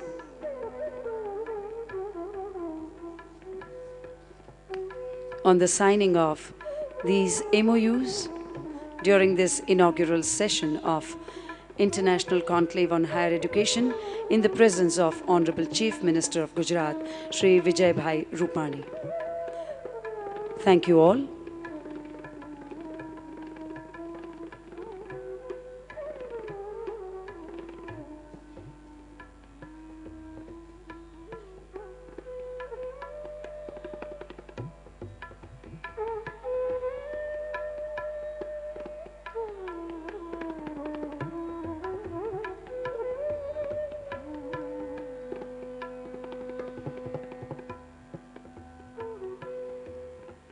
Honorable Chief Minister of Gujarat, Shri Vijay Bhai Rupani, is committed and dedicated to the development of Gujarat.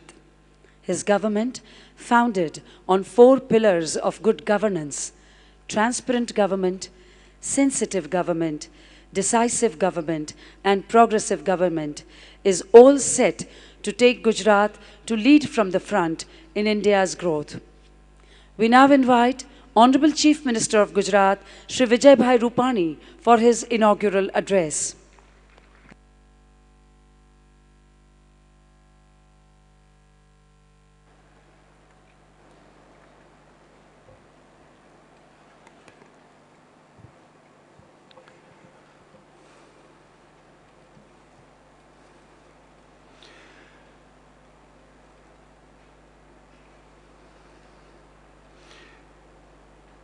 Government of Gujarat की ओर से हर 2 साल के बाद vibrant summit एक global platform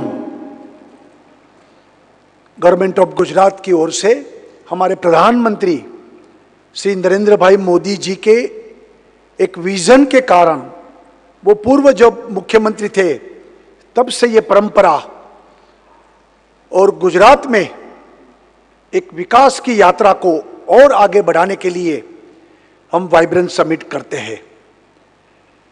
इसके पहले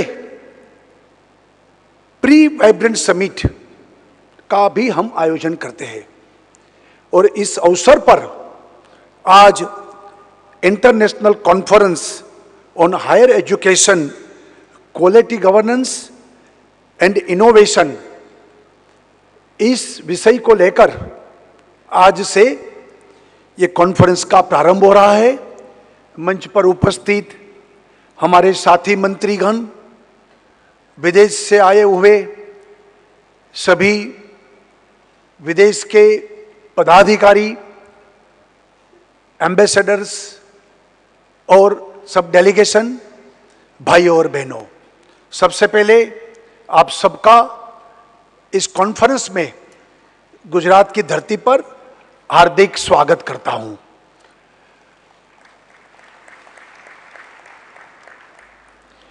गुजरात को पंचामृत के आधार पर हमारे प्रधानमंत्री नरेंद्र भाई मोदी ने एक बेस बनाया है। पंचामृत में हम 5 तत्व ये विकास के लिए जरूरी है, वो 5 तत्व की बात बेसिकली उन्होंने रखी है। उसके आधार पर आज भी हम उस दिशा में आगे बढ़ रहे हैं।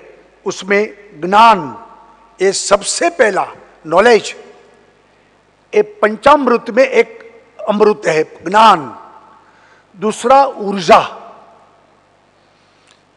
तीसरा जल, चौथा रक्षा, सुरक्षा, और 5वां जन, यानी कि ज्ञान शक्ति, ऊर्जा शक्ति, जल शक्ति, जन शक्ति और रक्षा शक्ति के आधार पर ये 5 अमृत को इकट्ठा करते हुए हम गुजरात की विकास यात्रा आगे बढ़ा रहे हैं।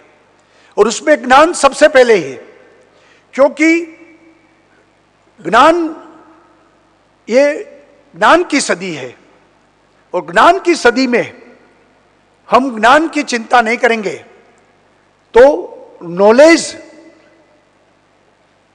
और पूरे भारत में जितनी आबादी है उसमें से 55% 18 साल से 40 साल तक के युवाओं की आबादी है। यानी कि युवा इंडिया, यूथ इंडिया, आज पूरे दुनिया में सबसे ज्यादा यूथ भारत में है, गुजरात में है। ये हमारी बड़ी ताकत है और इन यूथ को लेटेस्ट में लेटेस्ट पूरी दुनिया से ज्ञान का प्रवाह मिलता रहे और हम मानते हैं कि ज्ञान की गंगोत्री ये बहती ही रहे। और पहले जिस तरीके से प्रकाश जावड़ेकर जी ने बताया कि नालंदा, तक्षशिला, ये सब हमारे आदर्श है हायर एजुकेशन में, और उस आदर्श को आगे बढ़ाने के लिए गुजरात में भी हमारे प्रधानमंत्री जी ने जो विजन दिया है उसमें हमने 11 से 57 यूनिवर्सिटी पिछले दशक में बनाई है। और 57 यूनिवर्सिटी में जो अलग अलग स्पेशलाइज यूनिवर्सिटी, जिस तरीके से पेट्रोलियम यूनिवर्सिटी, जिस तरीके से knowledge university, Raksha university, sports university, forensic university, agriculture university, children university, teacher university, skill university, और हम लोगों ने योगा यूनिवर्सिटी का भी निर्माण किया है। यानी कि सिर्फ एक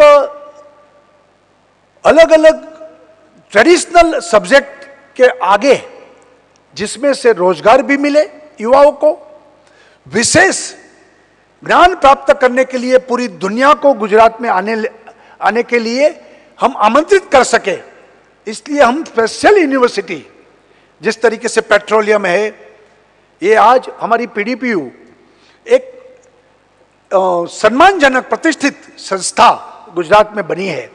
आईआईटी, आईआईएम, निफ्ट, ये सब तो है, लेकिन फॉरेंसिक यूनिवर्सिटीज को लेकर योगा यूनिवर्सिटी, ये एक गुजरात की विशेषता बने और गुजरात में सभी लोगों को एजुकेशन पाने के लिए आने पड़े और यहाँ से पूरी दुनिया को ज्ञान मिले, ये हमारी एक कल्पना है और इसमें हम लोग पूरा कॉन्सेंट्रेट कर रहे हैं।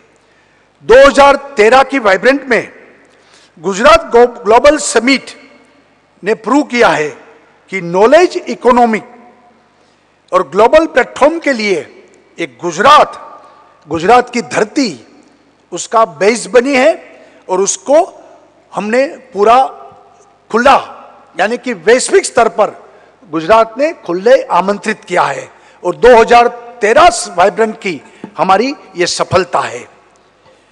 इस ग्लोबल समिट में education research, knowledge sharing, strategic cooperation और पार्टनरशिप के लिए ग्लोबल थिंकिंग आइडिया कंसेप्ट, उसका एक समूह चिंतन गुजरात सरकार ने और उसके नियंत्रण के आधार पर 108 फॉरेन यूनिवर्सिटी, 47 कंट्रीज से 159 एकेडमिशियन और एकेडमिक इंस्टीट्यूशन के प्रतिनिधि यहां भाग लेने के लिए हमने आमंत्रित किया है।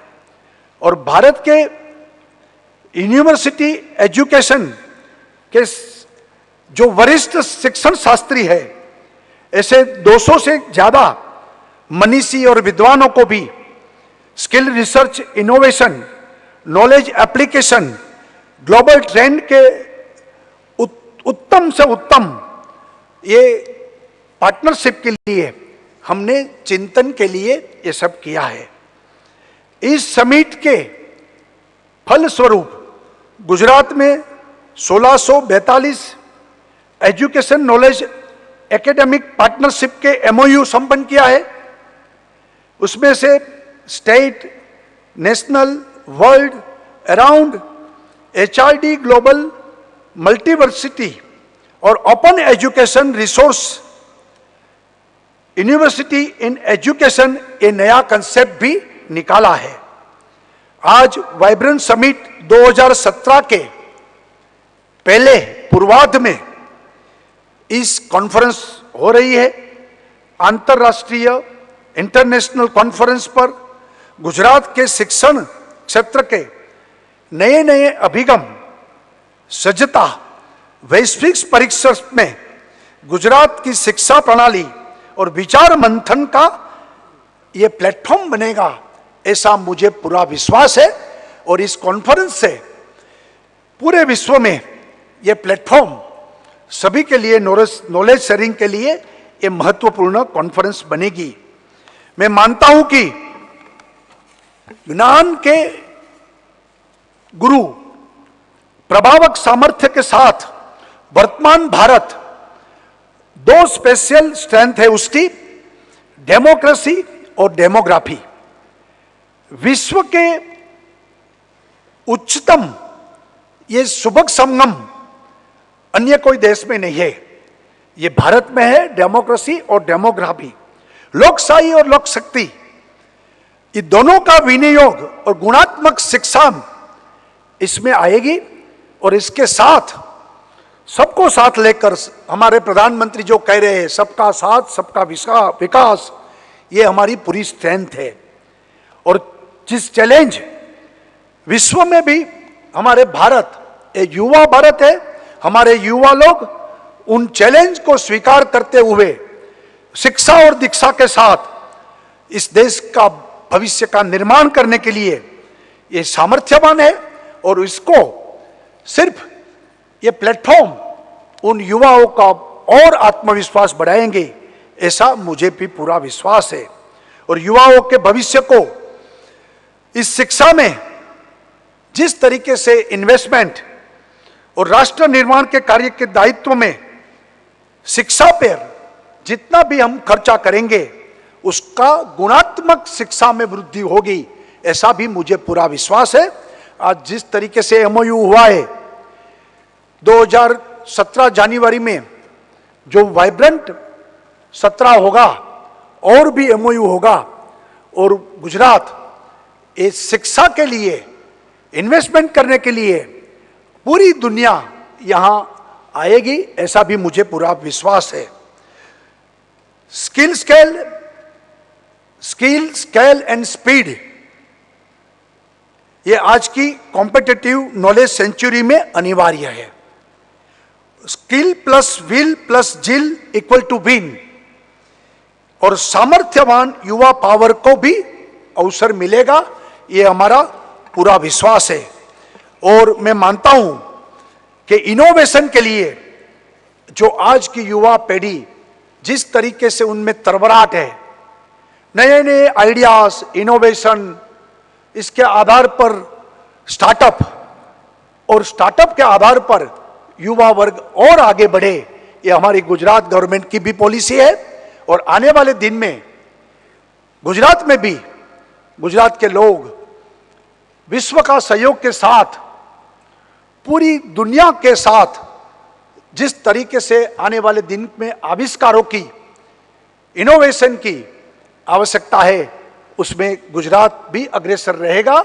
आज भी गुजरात भारत का ग्रोथ मॉडल है और आने वाले दिन में भी हायर एजुकेशन में भी एक ग्रोथ मॉडल बने, इस तरीके से हमारी संकल्पना है। और हम इस इनोवेशन, हायर एजुकेशन, स्टार्टअप, उसके आधार पर पूरी विश्व की मानव जात का कल्याण के लिए हम काम करना चाहते हैं। इसलिए हम बेसिकली, हमारे ऋषि मुनियों ने जिस तरीके से हमें शिक्षा दीक्षा दी है, उसमें बताया है कि आविष्कारों की कृतियों में यदि मानवता का आधार नहीं है, वो शिक्षा हमें नहीं चाहिए। और जिस शिक्षा में मानवता की कल्याण की बात हो, इस आविष्कार में भी मानवता की कल्याण की बात हो, उसको हम आगे बढ़ाने के लिए जा रहे हैं। और फिर से शिक्षा के क्षेत्र में ये भारत फिर से गुरु पद प्राप्त हो, इस दिशा में हमारे प्रधानमंत्री जी कि जिस तरीके से make in India, digital India, skill India, startup India, stand up India, वो प्रोग्राम आगे बढ़ा रहे हैं, उसमें भी गुजरात और आगे से तेजी से आगे बढ़ेगा, ऐसा मुझे पूरा विश्वास है। आज की कॉन्फ्रेंस जो प्रारंभ हो रही है, इसमें एक बड़ा अमृत निकलेगा। वो अमृत मानवता के कल्याण के लिए, गुजरात के युवा वर्ग के कल्याण के लिए, एजुकेशन में भी गुणात्मक वो आगे बढ़े, इस तरीके से अपेक्षा के साथ मैं प्रवचन समाप्त करता हूं। जय जय गरवी गुजरात। धन्यवाद माननीय मुख्यमंत्री महोदय, आपके मार्गदर्शक व प्रेरणादायी वक्तव्य के लिए। We now invite Principal Secretary, Education Department, Government of Gujarat, Mrs. Anju Sharma, to propose the vote of thanks. Honorable Chief Minister of Gujarat, sir, Honorable Education Minister, sir, Honorable MOS Industries, Shri Rohit Patel, sir, Honorable Ministers of State for Education, representatives from partner countries, foreign delegates, senior faculty members and speakers from education sector, and all the dignitaries who have come from all over the world as invitees, guests and colleagues. I thank you all for being with us today for gracing this auspicious occasion. It is truly said, knowledge is power. It is mere education which enlightens within.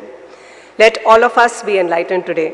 Let the lights of quality, governance and education transform us through transforming education. अंतर्राष्ट्रीय conclave on higher education में पधारने के लिए मैं आप सबका आभार व्यक्त करती हूँ। हमारे आदरणीय मुख्यमंत्री जी और माननीय शिक्षा मंत्री जी ने इस कार्यक्रम में हमें नेतृत्व प्रदान किया और हमारा हौसला बढ़ाया, इसके लिए मैं उनका आभार व्यक्त करती हूँ। I am indeed thankful to Union Minister Human Resource Development, Honorable Shri Prakash Javadekar ji, who could not attend due to his health issues, but despite that he took strains to deliver his video message. I also convey my heartfelt thanks to partner countries of this mega event, Australia and United Kingdom, through Mr. Tony Huber, the Consul General of Australia, and Mr. Geoff Wayne, the Deputy High Commissioner of United Kingdom in India, for being with us today.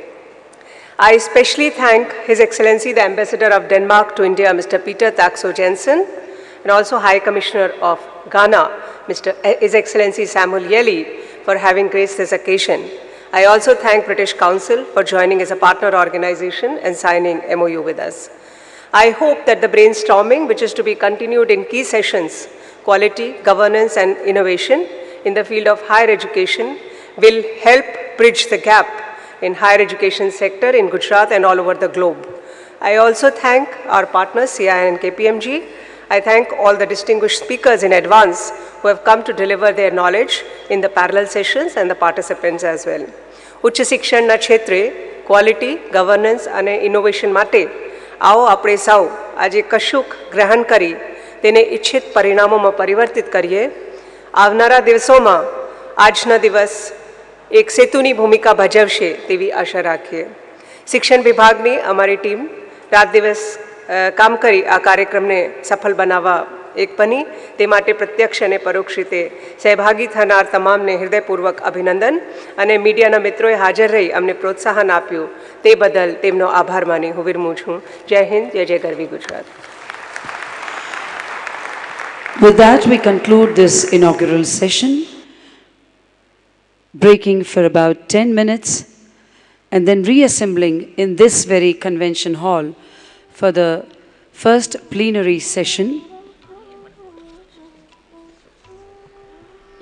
on way forward for higher education in India, quality governance and innovation. This is your compeer, Hina Saxena, with her namaskars.